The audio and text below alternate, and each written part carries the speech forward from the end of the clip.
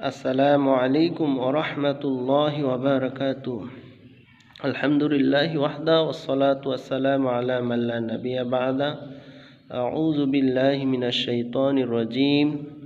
ফালা তু'জিবকা আমওয়ালুহুম ওয়ালা আওলাদুহুম ইন্নামা ইউরিদুল্লাহু লিয়ু'আযযিবাহুম বিমা ফিল হায়াতিদ দুনিয়া ওয়া তাযহাকা আনফুসুহুম ওয়া হুম কাফিরুন। আলহামদুলিল্লাহ, সমস্ত প্রশংসা মহান রব্বুল আলামিনের জন্য।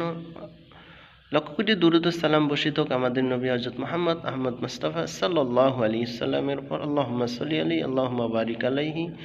রব্বি জিদনি ইলমা রব্বি ইশরাহ লি সাদরি ওয়াসসির লি আমরি ওয়াহলুল উকদাতাম মিন লিসানি ইয়াফকাহু কওলি।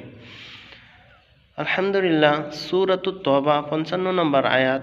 এজন্য আউযু বিল্লাহ পরে আর বিসমিল্লাহ, যেহেতু আল্লাহ এই সূরার মধ্যে বিসমিল্লাহ পড়েননি, এজন্য আউযু বিল্লাহ পরেই এই আয়াতটা পড়লাম।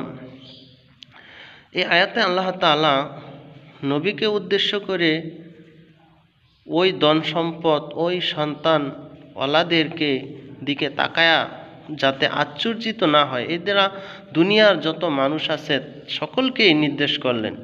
নবীকে উদ্দেশ্য করে মানে উম্মতি মুহাম্মদকে বললেন যে যাদের অনেক টাকা পয়সা আছে, ধন সম্পদ আছে, তাদের সন্তান সন্ততি আছে, কিন্তু তারা আল্লাহরে মানে না, আল্লাহর হুকুম আহকাম পালন করে না, তাদের ধন সম্পদ দেখে হে মুমিন বান্দারা, তাদের সন্তানাদি দেখে তোমরা আশ্চর্যিত হয়ে না, অবাক হয়ে না, লোভ করো না, লালসা করো না।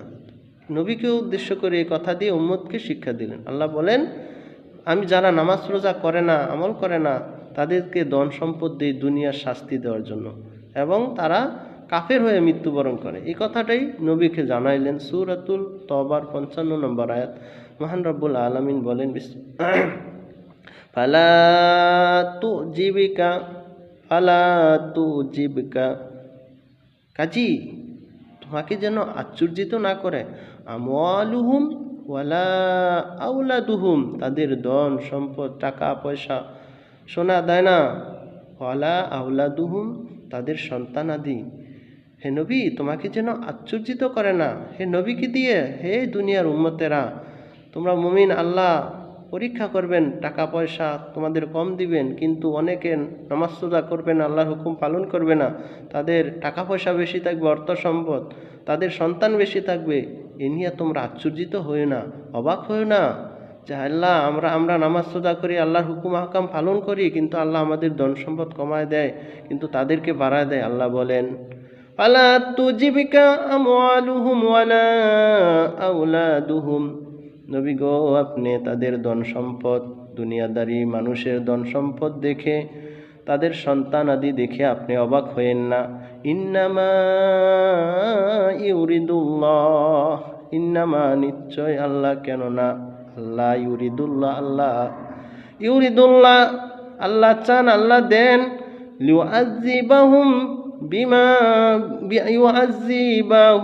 বিহা ফিল হায়াতিদ দুনিয়া, আল্লাহ যারা দুনিয়াদারি মানুষ, আল্লাহর হুকুম আকাম পালন করে না, তাদেরকে এই ধন সম্পদ দিয়ে লিউআযিবাহুম বিহা ফিল হায়াতিদ দুনিয়া, দুনিয়ার জীবনে তাদেরকে আল্লাহ আযাব দেয়, শাস্তি দেয়, কষ্ট দেয়।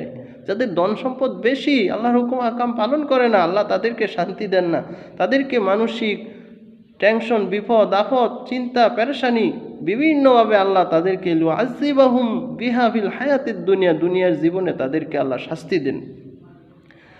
এটা হলো দুনিয়ায় তাদের জন্য একটা লাঞ্ছনা, আযাব, কষ্ট। ওয়াতাযহাকা আনফুসুহুম ওয়া হুম কাফিরুন, ওয়াতাযহাকা আনফুসুহুম ওয়া হুম কাফিরুন, আর আল্লাহ চান তারা দুনিয়া থেকে যখন চলে যাবে, মৃত্যুবরণ করবে, ওই সময় ওয়া হুম কাফিরুন, তারা দুনিয়া থেকে কাফের অবস্থায় মৃত্যুবরণ করবে। তাহলে কতই না যারা দুনিয়াদারি, আল্লাহর হুকুম আহকাম পালন করে না, টাকা পয়সা সন্তান আদি নিয়ে ব্যস্ত থাকে, তাদের জন্য কতই না নাফরমান, কতই না লাঞ্ছনা, কতই না ক্ষতি। আল্লাহ নবীকে উম্মতদেরকে উদ্দেশ্য করে বললেন, হে উম্মতেরা, দুনিয়া ক্ষণস্থায়ী, দুনিয়া যতটুক দরকার ততটুক আল্লাহর কাছে চাও, কিন্তু অন্যের ধন সম্পদ নিয়ে আশা আকাঙ্ক্ষা করো না, মনের মধ্যে কষ্ট পাও না। আল্লাহর উপর ধৈর্য ধারণ করো, আল্লাহর কাছে চাও। আল্লাহুম্মা রব্বানা আতিনা ফিদ দুনিয়া হাসানাতাও ওয়া ফিল আখিরাতি হাসানাতাও ওয়া কিনা আযাবান্নার। আল্লাহ গো, দুনিয়ার কল্যাণ আখিরাতের কল্যাণ দাও, জাহান্নামের আযাব থেকে বাঁচাও, জান্নাতুল ফেরদাউস দান করো।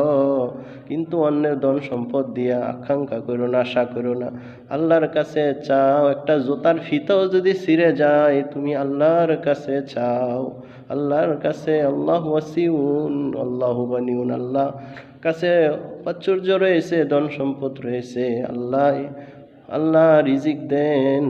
এজন্য দুনিয়ার ক্ষণস্থায়ী যতটুক দরকার ততটুক চাও, আখেরাতটা থাকবে মূল উদ্দেশ্য, আখেরাতে জান্নাত যাতে আমরা পাই। এজন্য এই আয়াত থেকে আমরা শিক্ষা পাই, যারা দুনিয়াদারি, টাকা পয়সার লোভ, টাকা পয়সা নিয়ে বেশ ব্যস্ত, তাদেরকে আল্লাহ তাআলা এই ধন সম্পদ দিয়ে দুনিয়া শাস্তি দেয়, পরকালে তারা যখন মৃত্যুবরণ করবো কাফের হইয়া মৃত্যুবরণ করব। আর যারা মুমিন, তারা যদি ধৈর্য ধারণ করে আমল করতে পারে, আল্লাহ যতটুক দেয় ততটুকুর মধ্যে সন্তুষ্ট থাকতে পারে, তারা দুনিয়াত একটু কষ্ট থাকলেও মৃত্যুর কবরের জীবন থেকে তাদেরকে শান্তিতে, পরকালীন জীবন শান্তির হবে, সুখর হবে। এজন্য আসুন আমরা এই আয়াতের উপর আমল করি। আল্লাহ যেন সকলকে সেই তৌফিক দান করুক, আমিন। আসসালামু আলাইকুম ওয়া রাহমাতুল্লাহি ওয়া বারাকাতুহু।